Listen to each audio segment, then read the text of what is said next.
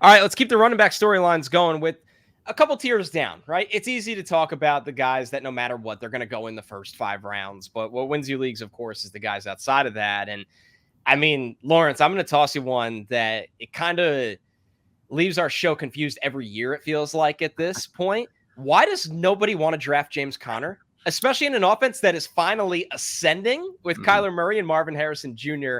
Going to expect to obviously be on the field this year? I very much look forward to this Cardinals offense this year with Kyler Murray and Marvin Harrison. And who's the running back? James Conner. And like you said, we do it every year. And this is why I think people go into fantasy drafts and we all do it. We're like waiting for the time that James Conner really gonna fall off, and then that just doesn't happen. In fact, he doesn't need a heavy workload in the reception department to make that happen. He's proven he could do that. He's proven he could be a top 15 running back last year, running back 13 on a points per game basis. Now, this year, you draft Trey Benson, a good running back out of Florida State, in the early rounds. During the NFL draft time, we're talking about, Trey Benson, he's here to, but now the Cardinals staff, they like, no. It's still the James Conner show. So now I wonder, when we all get in on James Conner, will the quote unquote fall off actually happen? And I don't think it will. Finish the top 15 running back in points per game all 3 seasons he's been with Arizona. I think he's not the most sexiest running back name. He's not the flashiest runner. He just kind of gets it done. He gets it in the box all the time. So I think like it's just an under the radar type of dude. And then you look up, he's running back 2 on the week sometimes. So I think that's just why we treat this man this way. And James Conner, we sorry, dog. Johnny Venerable, who's a longtime Cardinals beat writer, talked to us last month about the fact that Trey Benson is not exactly blowing the doors off in training camp and then also in the spring practices for Arizona. And that I know this is a blast from the past. You're not hearing it anywhere else. Michael Carter might be the RB2 for the Cardinals going into the season. Now, whether it stays like that, who knows? If there's a James Conner injury, Venerable seemed to suggest that Carter would be the good last name, by the way, would be the second running back, and that Trey Benson would be mixed in perhaps. So we have to keep that in mind. Benson is a late round stash, I think, at best. But getting back to James Conner, you are talking about last year, the Cardinals were the second run heaviest team in the NFL, only behind Arthur Smith's Falcons. And they were one of the run heaviest in the red zone. When James Conner came back from injury in week 10, so from week 10 till the end of the season, week 18, Conner had 140 rushing attempts over that stretch. That was the 6th most in the league over that stretch. He had the 4th most rushing yards over that span. Only CMC, by the way, had more rushes of 10 or more yards. So he was good. Like that's a long kind of number centric way of saying James Conner was really good at the end of last year. I think that he'll have a valuable role in this offense. And of course, it comes down to touchdowns in fantasy, and we like our touchdowns, and James Conner can give us our touchdowns. So I'm in on him at the RB19, RB20 range. I'm not targeting him in every draft, but I'm fine with that sort of valuation. Guys, nobody is a fantasy villain quite like Arthur Smith, who's now calling the shots with the Steelers. So, listen, this is a backfield we saw last year, pretty evenly split in terms of just total touches with Najee Harris and Jaylen Warren. Of course, Najee Harris got 255 carries to Warren's 149, but Warren caught 61 passes while Najee only caught 29. So the workload here, Denny, as we've seen in the past, can be split up pretty well. As we've seen from Arthur Smith, he loves using multiple running backs. Yeah. If you have to pick a guy in this backfield, which I know if Justin Fields starts probably makes you even more hesitant to do so, who is the guy for you? Yeah, so I mean, right now, ADP-wise, you have Najee Harris going as RB25 and Warren going as RB28, according to Fantasy Pros. Because those ADPs are so close, I will just go with Warren. I'll just go with the more efficient, more Value. explosive back. Look, Arthur Smith clearly likes big-bodied running backs. He liked Derrick Henry. He liked Tyler Algier, much to our chagrin in Atlanta. Najee Harris fits that mold, and I'm guessing that he's going to be, something of the lead back. I think it'll be a 1A, 1B situation. But I think Jaylen Warren can still get there, can still be valuable. You're right, though, Connor, in saying that Justin Fields as the starter, which it kind of looks like it's trending toward, being that way for week 1, makes me nervous about Fields taking those valuable goal line carries or inside the 10 carries, or just stripping them of dump offs that Russell Wilson would have given these running backs. So I'm a little hesitant to go all in on either of these guys, but I would lean Warren. Lawrence, how about you? Yeah, if Russell Wilson is not the starter, those dump offs, that drop off is gonna be drastic, right? These dudes are so close last year. Najee Harris last year, running back 30 in points per game. Jaylen Warren, running back 29. I would lean towards Najee Harris. Last season, Jaylen Warren did have games where statistically he disappeared, and I want to go with the guy who I know is going to get double-digit carries every single game, no matter what. And even from what Denny said, he talked about the type of running back that Arthur Smith likes. That's going to be Najee Harris. He had Tyler Algier running for 1,000 yards as a rookie. Najee Harris coming off a 1,000-yard season, a quiet one, albeit, but he did it nonetheless. And he got in there with 8 touchdowns. If you could guarantee me another 1,000 yards and 8 touchdowns, sprinkling in those little meager catches that he gets sometimes, then I probably would go with Najee Harris.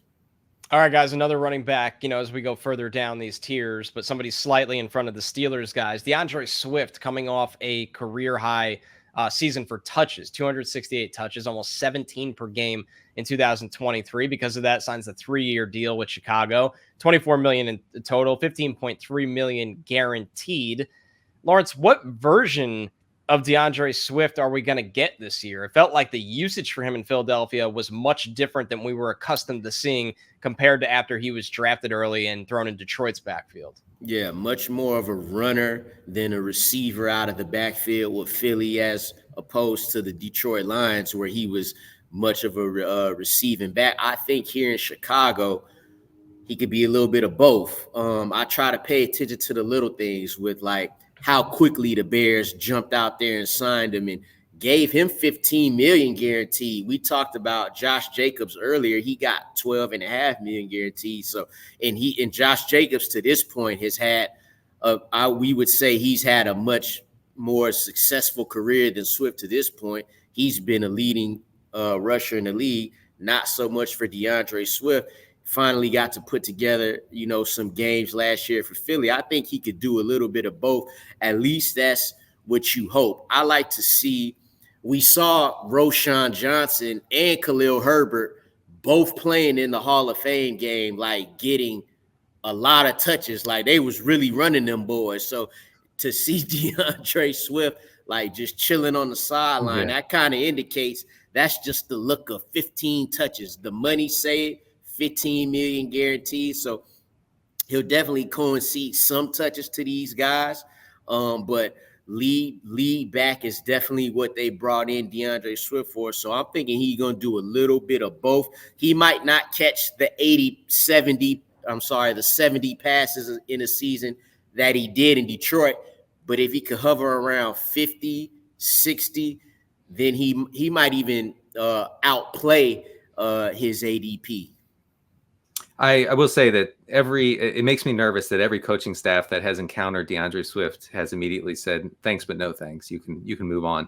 But I think that he's actually a really good pass catching back. Yards per route run is a metric we use to measure, the efficiency of a pass catcher, per each route that they run. And especially with running backs, DeAndre Swift was top 10 in 3 of his 4 years in yards per route run among running backs. I think that he can get back to that in Chicago. You may say, well, Denny, what happened in Philadelphia? And I would say that the Jalen Hurts Eagles offense is not a good one for running backs. It's actually quite bad, and especially for pass catching running backs, because there are no targets to running backs in that offense. For better or worse, it's just the way it is. So I think I think Philadelphia was kind of a low key horrible environment for Swift. And I think that Caleb Williams will be more likely to dump it off, to look for him in the pass game, and that Swift could be very interesting, especially in PPR formats. All right, guys, let's move to one of the most confusing backfields, of course, led by Sean Payton in Denver. I mean, the Broncos backfield right now here, Denny, it's got Javonte Williams, a guy that it felt like once upon a time at this point in his career, we'd be talking about him as a first-round pick in fantasy, and injuries have kind of put that aside. Jaleel McLaughlin, an undrafted guy that came out of nowhere last summer into a very capable pass catcher. They draft Audric Estime, who is a really good tackle-breaking power runner out of Notre Dame. Samaje Perine is still hanging around this roster.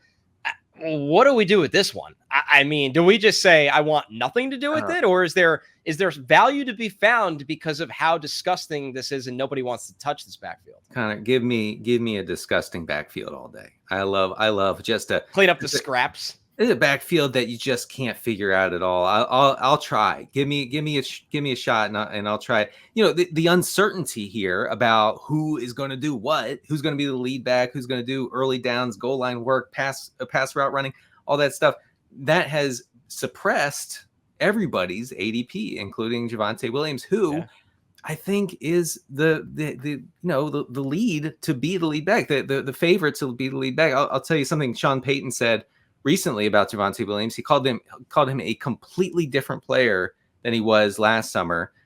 This is from Payton, quote, "This time last year, in fairness to him, he was recovering still from his ACL tear. He was inside of 8 months removed from that tear." And then the end of the quote is, "He's fully healthy now. You could see it in the way he plays." Sometimes I think we kind of get, as fantasy managers, we kind of get spoiled by players who are able to recover from horrible injuries very quickly. And so we just assume, hey, he tore his ACL, he'll be fine this year. And he wasn't. He was not the same player. Javonte Williams was not the same as he was the year before. And the year before that, when he was actually really efficient, really good.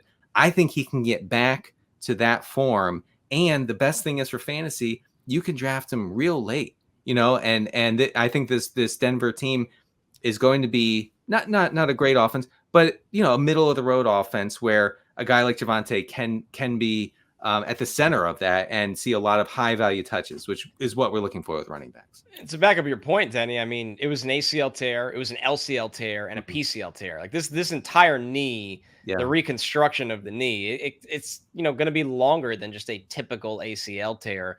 Lawrence, is there somebody else in that backfield that you're keeping an eye on, or are you on the Javonte train too? Well, I like Jaleel McLaughlin. He came in, he was explosive, good pass catcher out of the backfield. But I would say, guys, make no mistake, when week one gets here, Javonte Williams will be lining up first in that backfield. He'll be lining up there often. And I have no problem. It's definitely not a guy that I've been targeting in any drafts that I've been doing. But having him on the roster as your, let's say, third running back, it wouldn't be a bad idea. And like Denny said, Sean Payton, we hear coaches talk a lot of things all the time, but he's been talking him up, and it is logical, like what you guys said about the injury. Like, it wasn't just a normal ACL tear. So, get a guy another season to get back to it. But the Broncos backfield is messy. I think the Audric Estime thing, I think that got pumped up a lot on the internet. So that's part of it too. You know what I mean? But Javonte they were talking like Audric Estime about to be week one starter, 20 carries a game, like straight off the bat. No, they're going to give Javonte Williams another chance to show what he could do. So that will be the first Broncos running back you want. I would say McLaughlin is for the deep value. That's how I would approach it. Yeah, and if you start your draft with a lot of receivers and tight ends and quarterbacks and sort of fade the running back position, I think Javonte Williams is a must get. He's going in the range of like Ezekiel Elliott. Come on, have some respect for Javonte. We'll stay in the division here, guys, with the Chargers backfield. Now, the good news is with this team, Jim Harbaugh and Greg Roman, that's a combination, a coaching combo, Lawrence, that wants to run the hell out of the football. The bad news is it's not cut and dried who the guy that has the most value is going to be. Obviously, Gus Edwards has been a touchdown machine in the past. J.K. Dobbins is trying to get healthy and get his career back on track. They drafted a bit of a sleeper in Kamani Vidal. Is there a running back that you see that simply carries the most value? Obviously, for a while, Gus Edwards has been the guy that was viewed in that way, probably because of the presumed touchdown equity at hand for him. Yeah, and their offensive coordinator, Greg Roman, knows all about that. He's put Gus Edwards in the position that he is in now. So I would say he has the upper hand. They have been talking about J.K. Dobbins, however, a little more in the last few weeks or maybe the last month or so. I think when it starts out, it'll be a little committee between the both of those guys. Health of J.K. Dobbins pending, although they said he coming along nicely there. And speaking of that, back to what you said about Williams, like J.K. Dobbins has to, he's got to be, a certain time removed from his own injuries.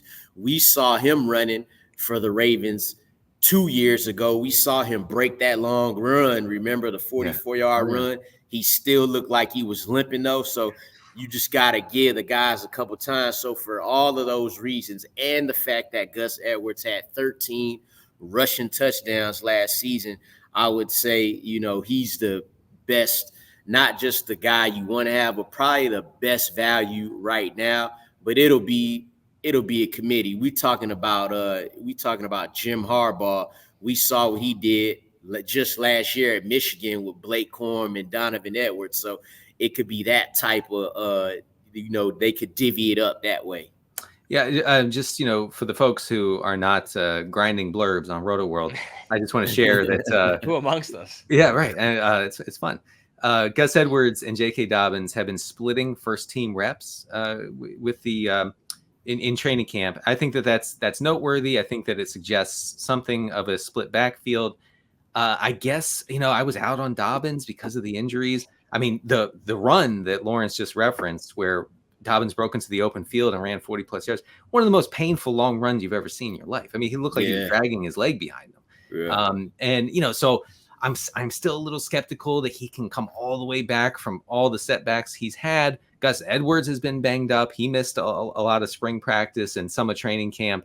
The Kamani Vidal thing, it was interesting while it lasted. He was a good prospect, or at least an interesting prospect. He's listed as RB6 on the Chargers' initial depth chart. So it has never been more over for Kamani Vidal, unfortunately, for some of my best ball teams.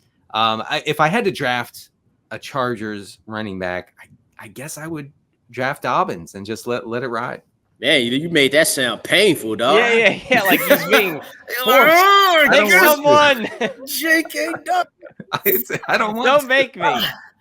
Oh, that was perfect. But you're right. You're right. Look at this Chargers offense is going to be super run heavy, and we just have to come to terms with that. And I will say the Herbert injury probably doesn't make that any easier to be sort of a. You don't think they're going to throw it 30 times a game?